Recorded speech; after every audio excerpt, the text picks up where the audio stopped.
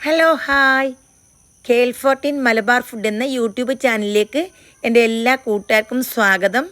ഇന്ന് കളയാൻ വെച്ച പഴുത്ത പഴം കൊണ്ട് അടിപൊളി കാസർഗോഡുകാരുടെ ഒരു സ്വന്തം റെസിപ്പിയാണ് ഞാൻ ഷെയർ ചെയ്യുന്നത്. ഭയങ്കര ടേസ്റ്റുമാണ്, വെറൈറ്റിയുമാണ്. ഇതുണ്ടാക്കാൻ വേണ്ടിയിട്ട് വളരെ ഈസിയുമാണ്. കളയാൻ വെച്ച 2 പഴം, നല്ല വലിയ സൈസിലുള്ള പഴമാണിത്, ഞാനിവിടെ എടുത്തു വെച്ചിട്ടുണ്ട്. എന്നിട്ട് നമുക്ക് ഈ പഴത്തിനെ മിക്സിൻ്റെ ജാറിലിട്ടിട്ട് നല്ല പോലെ പേസ്റ്റ് ആക്കിയിട്ട് എടുക്കണം.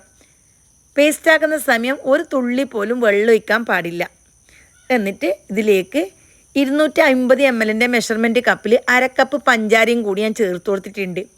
പിന്നെ 1/2 ടീസ്പൂൺ ഇൻസ്റ്റൻ്റ് ആയിട്ടുള്ള ഈസ്റ്റും അതേപോലെ 1/2 ടീസ്പൂൺ ഉപ്പും ഞാനിവിടെ ചേർത്ത് കൊടുത്ത് എന്നിട്ട് നല്ല പോലെ അടിച്ചെടുത്തിട്ട് ഒരു ബൗളിലേക്ക് ഒഴിച്ചു കൊടുക്കുന്നുണ്ട്. ഇനി നമുക്ക് ഇതിലേക്ക് മൈദ വേണം. മൈദ വെച്ചിട്ടാണ് ഈ റെസിപ്പി ഉണ്ടാക്കുന്നത്. അപ്പം നല്ലൊരു ഫ്ലേവർ കിട്ടാൻ വേണ്ടിയിട്ട് വനില എസൻസ് അതേ ബോട്ടിലിൻ്റെ ഒരു മൂടി ഞാൻ ഒഴിച്ചു കൊടുത്ത് കുറച്ച് ഫുഡിൻ്റെ കളറും 1/4 ടീസ്പൂൺ അപ്പക്കാരം 1 ടേബിൾ സ്പൂൺ കറുത്ത എള്ള് ഞാൻ ഇത്ര ഇട്ട് കൊടുത്തിട്ടുണ്ട്. ഇനി ഇതിലേക്ക് വേണ്ടത് മൈദ എത്ര വേണമെന്ന് നിങ്ങൾ നോക്കിയിട്ട് ഇട്ട് കൊടുത്താൽ മതി. ഞാനിവിടെ ഓരോ കപ്പായിട്ട് എടുത്തിട്ട് ഇട്ട് കൊടുക്കുന്നുണ്ട്.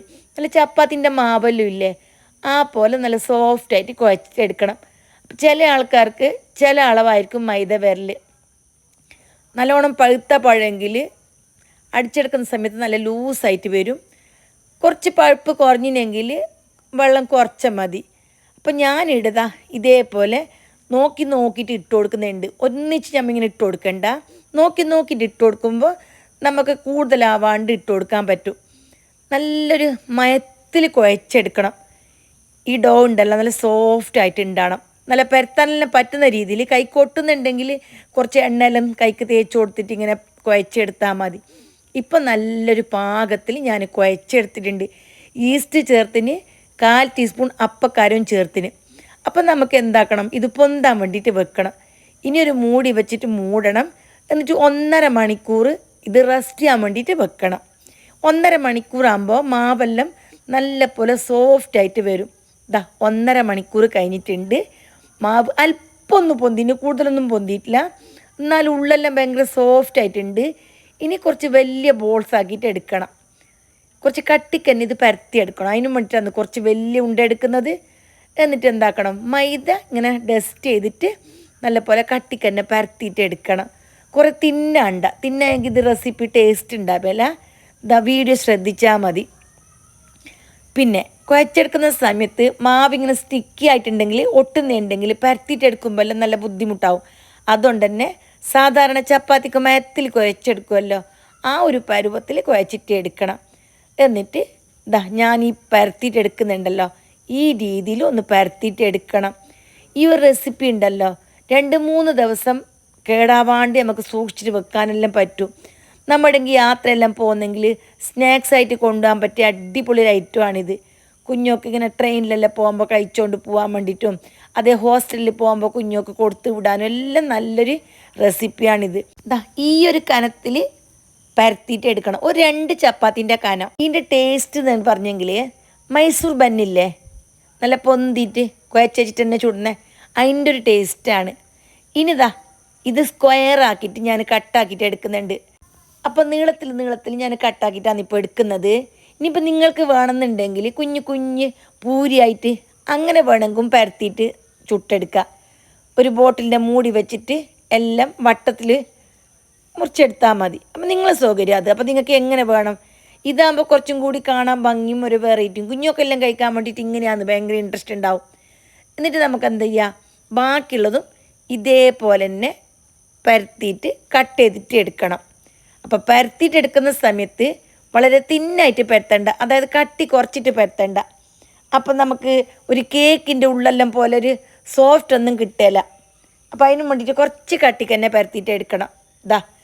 റൗണ്ടിൽ പരത്തിയിട്ട് എടുത്തിട്ടുണ്ട്. ഇനി 4 ഭാഗവും ഇങ്ങനെ കട്ട് ചെയ്ത് കളയണം. ഇത് കളയൊന്നും വേണമെന്നില്ല, ഇത് ഇതേപോലെ തന്നെ നമുക്ക് എണ്ണയിൽ പൊരിച്ചിട്ടെടുക്കാം. ഞാനൊരു ഭംഗിക്ക് വേണ്ടിയിട്ടാണ് ഇതുപോലെ സ്ക്വയർ ആക്കിയിട്ട് കട്ടാക്കുന്നത്. മനസ്സിലായില്ലേ? ഇനി നമുക്ക് ഒരേ അളവിൽ തന്നെ മുറിച്ചെടുക്കാൻ പറ്റും. അപ്പോൾ എല്ലാം ഇതേപോലെ മുറിച്ചിട്ടെടുക്കുക. ഭയങ്കര ടേസ്റ്റാണ് ഇത് കഴിക്കാൻ വേണ്ടിയിട്ട്.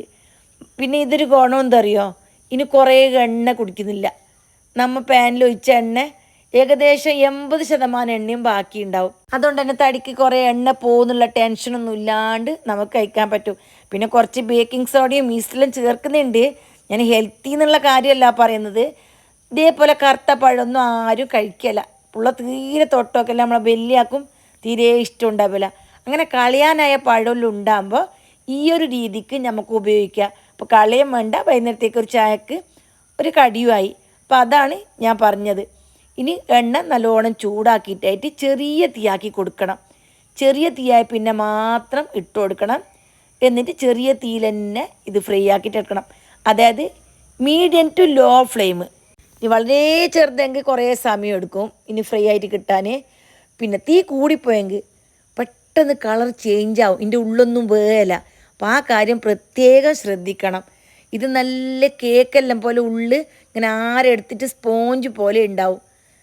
ഞാനിപ്പോൾ ഒരു 3-4 കൂട്ട് ഇങ്ങനെ മറിച്ചും തിരിച്ചും ഒക്കെ ഇട്ട് കൊടുക്കുന്നുണ്ട്. ഇതാ നല്ല ഗോൾഡ് കളറായിട്ടുണ്ട്. കാണാൻ തന്നെ എന്തോ ഒരു ഭംഗി. ഇത് എണ്ണയെല്ലാം ഊറ്റിയിട്ടായിട്ട് നമുക്ക് വേറൊരു പാത്രത്തിലേക്ക് ഇട്ട് കൊടുക്കാം. എന്നിട്ട് വീണ്ടും തീയെല്ലാം കുറച്ചിട്ട് തന്നെയാണുള്ളത്, ബാക്കിയുള്ളത് ഇട്ട് കൊടുക്കാം. പിന്നെ എണ്ണക്ക് ഇട്ട് കൊടുക്കുമ്പോൾ തന്നെ നല്ല പോലെ ഇങ്ങനെ പൊന്തിയിട്ട് വരും. ഇത് കാണാൻ തന്നെ എന്തോ ഒരു ഭംഗിയാണ്. എല്ലാം ഒരേ അളവിലാകുമ്പോൾ കുഞ്ഞൊക്കെ കൊടുക്കാൻ ഭയങ്കര ഇൻട്രസ്റ്റ് ആയിരിക്കും, കുഞ്ഞൊക്കെ കഴിക്കാനും ഇൻട്രസ്റ്റ് ആയിരിക്കും. അപ്പം ഇതാ നോക്ക്, എണ്ണ ഇങ്ങനെ പൊന്തിയിട്ട് മുകളിലേക്ക് വരുന്നുണ്ടാ. അപ്പം ഇത് കാണാൻ എന്ത് ഭംഗി നോക്കിയാൽ. അപ്പം എൻ്റെ എല്ലാ ചങ്ങായിമാർക്കും ഇത് ഭയങ്കരമായിട്ട് ഇഷ്ടപ്പെടുന്നതാണ് എൻ്റെ വിശ്വാസം.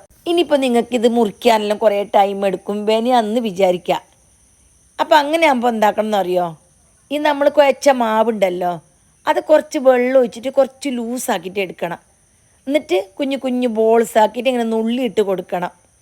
ചപ്പാത്തിൻ്റെ പരുവൊന്നുമല്ല, നല്ല സ്റ്റിക്കായിട്ടൊരു മാവ്. നമ്മൾ മൈസൂർ ബോണ്ട ഗോളി ബജലും ഉണ്ടാക്കുന്നില്ലേ, ആ ഒരു പരുവത്തിൽ മാവ് കലക്കിയിട്ട് കുഞ്ഞു കുഞ്ഞു ബോൾസ് ആക്കിയിട്ട് എണ്ണക്കിടുമ്പോൾ തന്നെ പൊന്തിട്ട് വലിയ സൈസിലായിട്ട് വരും. ആ രീതിയിൽ നിങ്ങൾക്ക് ഉണ്ടാക്കിയിട്ട് എടുക്കാം. ഞാനിവിടെ 2 വലിയ നേന്ത്രപ്പഴം എടുക്കുന്നത്, 1/2 കപ്പ് പഞ്ചാരയാണ് എടുക്കുന്നത്. അതിലേക്ക് 250 ml മെഷർമെൻറ്റ് കപ്പിൽ 3 കപ്പ് ലെവലായിട്ടാണ് മൈദ ഇട്ട് കൊടുക്കുന്നത്. അപ്പം മൈദൻ്റെ അളവ് ശ്രദ്ധിച്ചോ. മൈദൻ്റെ അളവ് കറക്റ്റ് പറഞ്ഞാൽ ശ്രദ്ധിക്കേണ്ട ആവശ്യമില്ല. നമ്മൾ ചപ്പാത്തിക്ക് കുഴച്ചെടുക്കുന്ന ഒരു പരുവമില്ലേ, ആ പരുവം ആകുന്നത് വരെ മൈദ ഇട്ട് കൊടുത്താൽ മതി. അപ്പോൾ കുറേ കണക്കൊന്നും വെക്കേണ്ട ആവശ്യമില്ല. മധുരം ഞാനിവിടെ 1/2 കപ്പ് ഇട്ടിട്ടുണ്ട്. വലിയ കൂടുതൽ മധുരമൊന്നുമല്ല, എന്നാൽ കറക്റ്റ് ഒരു പാകമാണിത്. ഇതാ ഇവിടെ ബാക്കിയുള്ളത് ഞാനിവിടെ നല്ല പോലെ ഫ്രൈ ആക്കിയിട്ട് എടുക്കുന്നുണ്ട്. കേക്കെല്ലാം പോലെ ഇങ്ങനെ വിണ്ട് പൊട്ടി വരുന്നാണ്ട. അത് നല്ല പോലെ നമ്മൾ റെസ്റ്റ് ചെയ്യാനെല്ലാം വെച്ചിട്ടുണ്ടല്ലോ മാവ്, അതുകൊണ്ടാണ്. ഇതാ നല്ല പോലെ ഗോൾഡ് കളറാകുമ്പോൾ ഞാൻ വീണ്ടും എണ്ണയിൽ നിന്ന് എടുക്കുന്നുണ്ട്. അപ്പോൾ ഇത്ര മാത്രമേ ഉള്ളൂ, ഭയങ്കര സിമ്പിളാണ്. അപ്പോൾ എല്ലാവർക്കും ഉണ്ടാക്കാൻ പറ്റും. നിങ്ങൾ പാതിമാവ് ഈ രീതിയിൽ ഉണ്ടാക്കി നോക്ക്. പാതിമാവ് ഞാൻ പറഞ്ഞ പോലെ കുഞ്ഞു കുഞ്ഞു ബോൾസ് ആക്കിയിട്ട് നോക്ക്. ഇനി നിങ്ങൾക്ക് ഇത്രയൊന്നും വേണമെന്നില്ലെങ്കിൽ ഒരു പഴം വെച്ചിട്ട് ഇതിൻ്റെ നേരെ പകുതി ചേരുവ ചേർത്തിട്ട് ഉണ്ടാക്കിയാലും മതി. ചെറിയൊരു ഫാമിലിക്കാകുമ്പോൾ ഒരു പഴം വെച്ചിട്ട് ഉണ്ടാക്കിയാൽ മതി. ഇതാ എല്ലാം ഞാനിവിടെ റെഡിയാക്കി വെച്ചിട്ടുണ്ട്. അപ്പോൾ എൻ്റെ എല്ലാ ചങ്ങായിമാർക്കും ഈ എൻ്റെ റെസിപ്പി ഇഷ്ടപ്പെട്ട് കാണുമെന്ന് വിചാരിക്കുന്നു. അപ്പോൾ എൻ്റെ എല്ലാ കൂട്ടുകാരും ഈ റെസിപ്പി ഒന്ന് ട്രൈ ചെയ്ത് നോക്ക്. എന്നിട്ട് നിങ്ങളുടെ വിവരങ്ങൾ എനിക്കൊന്ന് കമൻറ്റ് ചെയ്യും. ഇഷ്ടപ്പെട്ടില്ലെങ്കിലും ഇല്ലായെങ്കിലും ഒന്ന് അറിയിക്കണം. പിന്നെ ഇപ്പോൾ പുതിയൊരു ഓപ്ഷൻ വന്നിട്ടുണ്ട്, ഹൈപ്പ് എന്ന് പറഞ്ഞിട്ട്. അത് പറ്റുമെങ്കിലും ഒന്ന് എനേബിൾ ആക്കിയിട്ട് എന്നെ ഒന്ന് ഹെൽപ്പാക്കണം. അപ്പോൾ നിങ്ങൾക്ക് വേറെ ഏതെങ്കിലും റെസിപ്പീസ് വേണമെന്നുണ്ടെങ്കിൽ ഒന്ന് കമൻറ്റ് ചെയ്യണം. വീണ്ടും കാണാം. ജസാക്കല്ലാഹ് ഖൈർ.